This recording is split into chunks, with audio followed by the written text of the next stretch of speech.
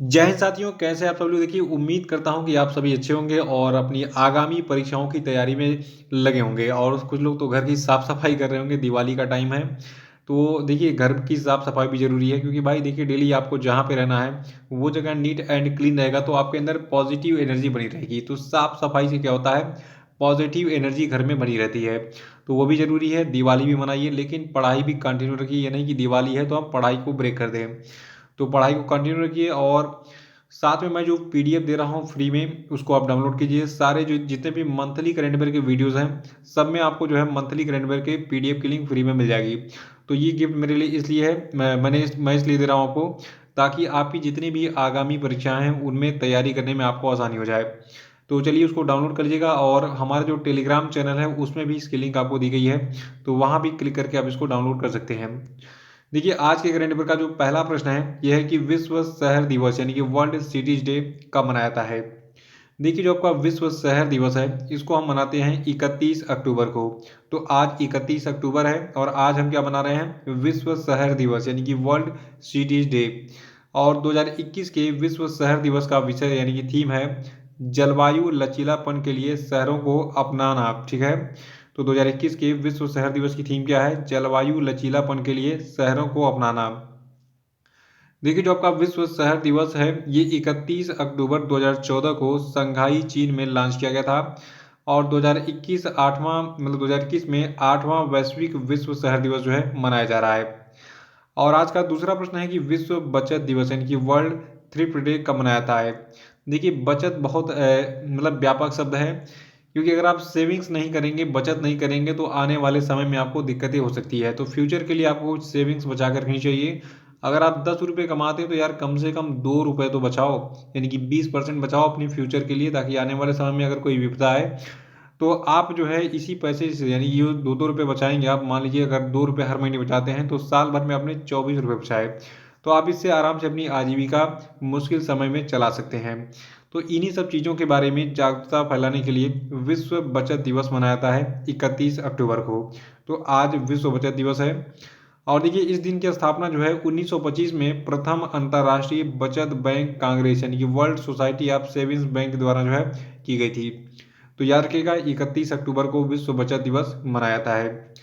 और अगला प्रश्न हमारा है कि राष्ट्रीय एकता दिवस यानी कि नेशनल यूनिटी डे पहली बार कब मनाया गया था। देखिए, रिसेंटली भी पूछा गया था एक एग्जाम में कि राष्ट्रीय एकता दिवस कब मनाया जाता है। तो आपको बता दूं, राष्ट्रीय एकता दिवस को हम 31 अक्टूबर को मनाते हैं। ठीक है। तो आज पूरे भारत में राष्ट्रीय एकता दिवस मनाया जा रहा है। और सवाल ये उठता है कि ये पहली बार कब मनाया गया था। तो ये 2014 में पहली बार मनाया गया था। ठीक है। तो 2014 में पहली बार राष्ट्रीय एकता दिवस को हमने मनाया था। और यहाँ पे फोटो दिख रही है, इनका नाम है सरदार वल्लभ भाई पटेल। इन्होंने क्या किया था, पूरे जब हमारा देश आज़ाद हुआ था तो इन्होंने पूरे भारत में जितने भी छोटे छोटे राज्य या फिर प्रांत थे सबका एकीकरण के करके जो है एक अखंड भारत का निर्माण किया था। तो इन्होंने क्या किया था, एकीकरण किया था, सबको एक किया था। इसीलिए इन्होंने यूनिटी लाई पूरे भारत में। ठीक है। तो इसीलिए इनके जन्म दिवस को हम क्या मनाते हैं, राष्ट्रीय एकता दिवस के रूप में। तो इस चीज़ को याद रखना है आपको, क्योंकि देखिए, सरदार वल्लभ भाई पटेल, एग्जाम में एक प्रश्न ये पूछा गया था कि निम्नलिखित में से किस नेता के जन्म तिथि को हम क्या मनाते हैं, राष्ट्रीय एकता दिवस के रूप में। तो ये आपके हैं सरदार वल्लभ भाई पटेल। तो ये दिवस हर साल 31 अक्टूबर के भारत के लौह पुरुष यानी कि आयरन मैन सरदार वल्लभ भाई पटेल की जयंती के उपलक्ष्य में मनाया जाता है। और इस वर्ष सरदार वल्लभ भाई पटेल की 146वीं वर्षगांठ है जयंती की। ठीक है। जिन्होंने भारत के स्वतंत्रता संग्राम और बाद में देश के एकीकरण के दौरान महत्वपूर्ण भूमिका निभाई थी। चौथा कि हाल ही में पुनीत राजकुमार का निधन हो गया। तो ये कौन थे। देखिए, इस समय सबसे अधिक चर्चा में है पुनीत राजकुमार। ये एक अभिनेता थे, साउथ इंडियन एक्टर थे। देखिए, अभी हाल ही में कन्नड़ पावर स्टार पुनीत राजकुमार का 29 अक्टूबर को निधन हो गया। और देखिए, इनके निधन के बाद कर्नाटक में, पूरे कर्नाटक में शोक की लहर है, क्योंकि इन्होंने बहुत सारी चैरिटीज़ की थी। अभी न्यूज़पेपर में निकला था कि इन्होंने 1800 लड़कियों को जो है पढ़ने की व्यवस्था की थी। उनकी शिक्षा की जिम्मेदारी थी 1800 लड़कियों की। ठीक है। साथ में शायद ये 4 अनाथ आश्रम भी चलाते थे, और ऐसे बहुत सारे चैरिटी वाले काम करते थे। और साथ में देखिए, एक चीज़ और है, इन्होंने अपनी आंखें भी दान कर दी। यानी कि इनके पूरे फैमिलीज ने जो है ये पहले ही एक होता है, एग्रीमेंट होता है। आप भी चाहे तो अपनी आंखों को दान कर सकते हैं, जीते जी नहीं, मतलब आफ्टर डेथ, ठीक है। तो आफ्टर डेथ इनकी आंखें जो है दान कर दी गई किसी ना किसी को। तो इन्होंने बहुत सारे ऐसे काम किए थे जिससे इनका नाम काफ़ी चर्चा में आ गया है। देखिए वैसे बॉलीवुड में तो एक्टर बहुत हैं, लेकिन सब के सब जो है एक तरीके से कहा जाए दो कौड़ी के हैं। मतलब पैसे तो वो कमाते हैं, लेकिन इलीगल ड्रग्स में और नशीली चीज़ों में वो खर्च करते हैं। साउथ इंडियन एक्टर्स में देखिए काफ़ी महान चीज़ें हैं, ये अपने पैसे को गरीबों के कल्याण के लिए खर्च करते हैं। तो ये पुनीत राजकुमार के बारे में कुछ दो लाइनें थी, जो कि एक कन्नड़ अभिनेता थे और इनका निधन हो गया है हाल ही में 29 अक्टूबर को, ठीक है। देखिए ये अभी केवल 46 साल के थे, जिम में वर्कआउट कर रहे थे, उस वक्त दिल का दौरा इनको पड़ गया, बाद में अस्पताल में भर्ती कराया गया, लेकिन ये बच नहीं सके। देखिए जिम में तो बहुत लोग जाते हैं, लेकिन एक गलत काम हो रहा है बहुत तेजी से। लोग पाउडर पी रहे हैं, ठीक है। जो पाउडर वाला प्रोटीन आ रहा है भैया, उसको मत पियो, उसमें इतने स्टेरॉइड्स हैं कि आपकी दिल की धड़कनें वो बढ़ा देगा। आपकी अगर लाइफ 60-70 साल की है, तो आप 25-30-35-40 साल में ही जो है आप दुनिया को, मतलब दुनिया से जो है चले जाएंगे, ठीक है। तो ये जल्दी से बॉडी बनाने के चक्कर, देखिए यार कितना भी वर्कआउट करोगे, एक महीने में कैसे बॉडी बनेगी बिना किसी केमिकल के, बिना किसी एक तरीके से कहा जाए ड्रग्स के, ठीक है। तो उसमें स्टीरॉइड्स मिलाते हैं, जो प्रोटीन आपका आता है 1000-2000 रुपये का, लोग तुरंत खाते हैं, एक महीने में मसल्स वगैरह गेन कर लेते हैं, तो वो काफ़ी हानिकारक होता है। देखिए आपने एक कहावत सुना होगा कि जो चीज़ें आसानी से मिलती हैं वो देर तक नहीं टिकती हैं, और जो चीज़ें जो है मेहनत करने के बाद मिलती हैं वो बहुत लंबे समय तक टिकती हैं।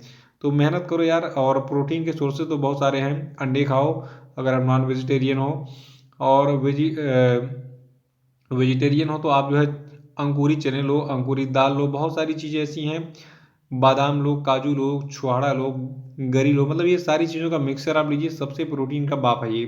तो नेचुरल रिसोर्सेज खाइए और अपनी शरीर को बनाइए।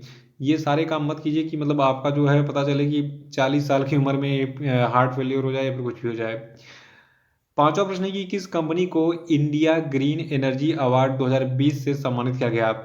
तो देखिए टीवीएस मोटर कंपनी को इंडिया ग्रीन एनर्जी अवार्ड 2020 से सम्मानित किया गया है। देखिए जो टीवीएस मोटर कंपनी है, इसको Indian federation of green energy के द्वारा ग्रीन एनर्जी अवार्ड 2020 के तीसरे संस्करण में उत्कृष्ट अक्षय ऊर्जा उपयोगकर्ता से सम्मानित किया गया है। देखिए ये जो इंडिया ग्रीन एनर्जी अवार्ड 2020 है, इस पुरस्कार को केंद्रीय सड़क परिवहन और राजमार्ग मंत्री नितिन गडकरी के द्वारा हाल ही में टीवीएस मोटर कंपनी को दिया गया। तो टीवीएस मोटर कंपनी को क्या दिया गया है? इंडिया ग्रीन एनर्जी अवार्ड 2020, याद रखिएगा इसको। और देखिए टीवीएस मोटर कंपनी एक भारतीय कंपनी है, और इसके सीईओ है वर्तमान में के.एन. राधाकृष्णन। इसका मुख्यालय आपका है चेन्नई। देखिए टीवीएस, ठीक है, ये पूरा नाम है किसका? टीवी सुंदरम का, ठीक है। तो टीवीएस मोटर्स जो है, इसमें जो टीवीएस शब्द लिखा हुआ है, इसका मतलब है टीवी सुंदरम अयंगर। ये कौन है? संस्थापक हैं टीवीएस मोटर कंपनी के, और इसकी स्थापना 1978 में इन्होंने की थी। छठवां है कि राज्य ऊर्जा दक्षता सूचकांक 2020 में पहले स्थान पर कौन है? तो देखिए राज्य ऊर्जा दक्षता सूचकांक 2020 में पहले स्थान पर आपका कर्नाटक है, और राजस्थान इसमें दूसरे स्थान पर है, और हरियाणा तीसरे स्थान पर है राज्य ऊर्जा दक्षता सूचकांक में। तो देखिए कर्नाटक पहले, राजस्थान दूसरे, हरियाणा तीसरे, पंजाब चौथे, महाराष्ट्र पाँचवें, केरला छठवें, तमिलनाडु सातवें, आंध्र प्रदेश आठवें, उत्तर प्रदेश नौवें, और गुजरात 10वें स्थान पर है राज्य ऊर्जा दक्षता सूचकांक में। तो आप जिस भी राज्य से हैं, अपने अपने राज्य का रैंकिंग सबसे पहले नोट करिए, और दूसरा नोट कर लीजिए कि कर्नाटक पहले स्थान पर है राज्य ऊर्जा दक्षता सूचकांक में। तो जो लोग कर्नाटक से हैं वो याद रखेंगे कर्नाटक तो पहले नंबर पर है ही। जो लोग राजस्थान से याद रखेंगे कि राजस्थान दूसरे स्थान पर है। हरियाणा जो है ये आपका तीसरे स्थान पर है, और इसका स्कोर कितना रहा? 59.5। सबका स्कोर भी दिया गया है, तो स्क्रीन शॉट ले लीजिए जरा सा, इसको आराम से नोट कर लीजिएगा। देखिए जो आपका ये राज्य ऊर्जा दक्षता सूचकांक 2020 है, यानी कि स्टेट एनर्जी एफिशिएंसी इंडेक्स है, ये bureau of energy efficiency B और airlines alliance for energy efficient economy द्वारा जारी किया जाता है हर साल, ठीक है। और देखिए पिछले बार जब 2019 वाला राज्य ऊर्जा दक्षता सूचकांक जारी किया गया था, तो उस समय राजस्थान पहले स्थान पर था, लेकिन इस बार दूसरे स्थान पर आ गया है। तो इस चीज़ को भी नोट कर लेना है। और देखिए जो राज्य ऊर्जा दक्षता सूचकांक है, ये राज्यों को 30 अंकों के नीचे स्कोर के साथ एस्पिरेंट की 4 श्रेणियों में 30 से 50 के बीच स्कोर के साथ, दावेदारों 50-60 के स्कोर के साथ, अचीवर्स और 60 अंक के ऊपर के स्कोर के साथ फ्रंटनर का मूल्यांकन करता है। और जो आपका SEEI यानी कि जो आपका राज्य ऊर्जा दक्षता सूचकांक है, तो 2020 के इस सूचकांक ने 68 गुणात्मक, मात्रात्मक और परिणाम आधारित संकेतों का उपयोग किया इस सूचकांक को जारी करने के लिए। और इसमें जो है 36 राज्यों और केंद्र शासित प्रदेशों के प्रदर्शन का आकलन किया गया है, जो कि 6 क्षेत्रों में 100 के अधिकतम स्कोर के लिए है। और सातवां प्रश्न की, हाल ही में किस देश ने दुनिया के सबसे बड़े hydrogen fuel cell power plant का उद्घाटन किया? तो देखिए, जो दुनिया का सबसे बड़ा hydrogen fuel cell power plant है, तो इसका उद्घाटन दक्षिण कोरिया ने अभी हाल ही में किया है। दक्षिण कोरिया की एक कंपनी है पास्को एनर्जी और डूसन फ्यूल सेल। तो ये दोनों जो है स्वतंत्र बिजली उत्पादक कंपनी है दक्षिण कोरिया की। इन दोनों ने मिलकर इस hydrogen fuel cell power plant का अभी हाल ही में उद्घाटन किया है, यानी कि इसका निर्माण दोनों ने मिलकर किया, उद्घाटन भी किया जा चुका है। तो बिहाली में जो है दुनिया का जो सबसे बड़ा hydrogen fuel cell power plant है, इसको कहाँ पे बनाया गया है? दक्षिण कोरिया में, पास्को एनर्जी नाम और डूसन फ्यूल सेल नाम की कंपनियों के द्वारा। आठवां की, हाल ही में किसने स्कूलों में वीर गाथा प्रोजेक्ट शुरू किया? देखिए, वीर गाथा प्रोजेक्ट को अभी हाल ही में CBSE ने शुरू किया है, यानी कि CBSE बोर्ड के जितने भी स्कूल होंगे वहां पर वीर गाथा प्रोजेक्ट चला जाएगा CBSE के द्वारा। देखिए, CBSE ने वीरता पुरस्कारों के बारे में जागरूकता बढ़ाने के लिए स्कूलों में वीर गाथा परियोजना को शुरू किया है। और जो आपका वीर गाथा परियोजना है, इसका उद्देश्य स्कूली छात्रों के बीच वीरता पुरस्कार विजेताओं के बहादुर कृत्यों और बलिदान के बारे में जागरूकता बढ़ाना है।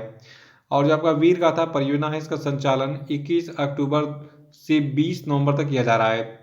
और नौवां प्रश्न की, हाल ही में उत्तराखंड के जिले में भारत का सबसे बड़ा सुगंधित उद्यान यानी कि एरोमेटिक गार्डन बनाया गया? तो देखिए, भारत का जो सबसे बड़ा सुगंधित उद्यान यानी कि एरोमेटिक गार्डन है, ये नैनीताल में बनाया गया है। और इसको जो है उत्तराखंड वन विभाग की अनुसंधान शाखा ने नैनीताल जिले के लाल कुआं में स्थापित किया है और 3 एकड़ से अधिक के क्षेत्र में स्थापित किया गया इसको। और इस उद्यान में पूरे भारत से सुगंधित प्रजातियों की 140 विभिन्न प्रजातियां शामिल हैं। तो याद रखिएगा, जो भारत का सबसे बड़ा सुगंधित उद्यान है, एरोमेटिक गार्डन है, ये नैनीताल में स्थापित किया गया है, नैनीताल जिले के लाल कुआं में। ठीक है। उत्तराखंड की बात करें तो देखिए, उत्तराखंड की स्थापना 9 नवंबर सन 2000 को हुई थी। ये उत्तर प्रदेश से अलग होकर एक नया राज्य बना था 9 नवंबर सन 2000 को। और वर्तमान में इसके यहाँ के राज्यपाल हैं लेफ्टिनेंट जनरल गुरमीत सिंह और मुख्यमंत्री पुष्कर सिंह धामी हैं। और उत्तराखंड की राजधानियाँ 2 हैं। उत्तराखंड की जो शीतकालीन राजधानी है आपकी देहरादून है और ग्रीष्मकालीन राजधानी गैरसैंण है। और ये सबसे ज़्यादा एग्जाम में यही पूछा जा रहा है कि उत्तराखंड की ग्रीष्मकालीन राजधानी क्या है, तो गैरसैंण है। और 10वां प्रश्न की, हाल ही में गूगल पे ने स्वास्थ्य बीमा की पेशकश के लिए किस कंपनी के साथ करार किया? तो देखिए, गूगल पे ने अभी हाल ही में SBI जनरल इंश्योरेंस के साथ स्वास्थ्य बीमा की पेशकश के लिए करार किया है। और ये सहयोग जो है, ये स्वास्थ्य बीमा की पेशकश करने के लिए भारत में एक बीमाकर्ता के साथ गूगल पे की पहली साझेदारी को चिन्हित करता है। देखिए, यहाँ पे जो आपका SBI जनरल इंश्योरेंस कंपनी है, तो इसकी स्थापना जो है कब की गई थी? 24 फरवरी 2009 को। इसका मुख्यालय महाराष्ट्र के मुंबई में है और मैनेजिंग डायरेक्टर और चीफ एग्जीक्यूटिव ऑफिसर इसके हैं प्रकाश चंद्र कांडपाल।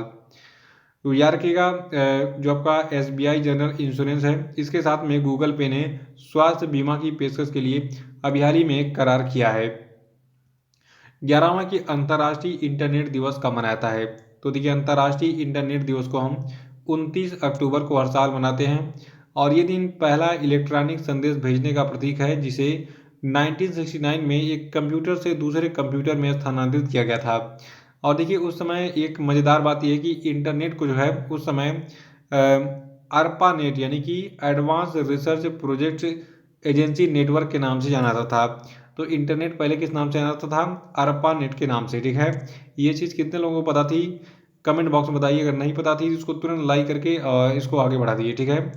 देखिए, 12वां प्रश्न है कि हाल ही में किस तिथि को 3 दिवसीय ऑनलाइन कार्यक्रम के रूप में इंडो पैसिफिक रीजनल डायलॉग 2021 का आयोजन किया गया?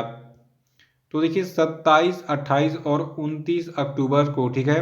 कब कब? 27, 28 और 29 अक्टूबर को अभी हाल ही में 3 दिवसीय ऑनलाइन कार्यक्रम के रूप में इंडो पैसिफिक रीजनल डायलॉग का आयोजन किया गया। देखिए जो आपका ये इंडो पैसिफिक रीजनल डायलॉग है, यानी कि IPRD 2021 है, तो ये 21वीं सदी के दौरान समुद्री रणनीति में विकास, अनिवार्यता, चुनौतियों और आगे का रास्ता विषय पर जो है केंद्रित था। तो ये थे आपके आज के सभी महत्वपूर्ण करंट अफेयर। और देखिए जो क्वेश्चन आपके है वो मैं आज भी नहीं पूछूंगा, आज भी मैं थोड़ा सा आपको छुट्टी देता हूँ ताकि आप दिवाली की सफाई कर लीजिए। और जो मंथली करंट अफेयर का जो वीडियो है, देखिए पार्ट 1 तो अपलोड हो चुका है, पार्ट 1 की लिंक डिस्क्रिप्शन बॉक्स में दी गई है, वहाँ पे क्लिक करके वीडियो को देख डालिए पूरा, और उसके बाद PDF भी उसकी डाउनलोड कर लीजिए। पार्ट 2 जो है वो आज शाम तक शायद अपलोड हो जाएगा, ठीक है। अगर अपलोड होगा तो वो 7 बजे तक आपको मिल जाएगा। तो इसी के साथ जय हिंद, जय भारत।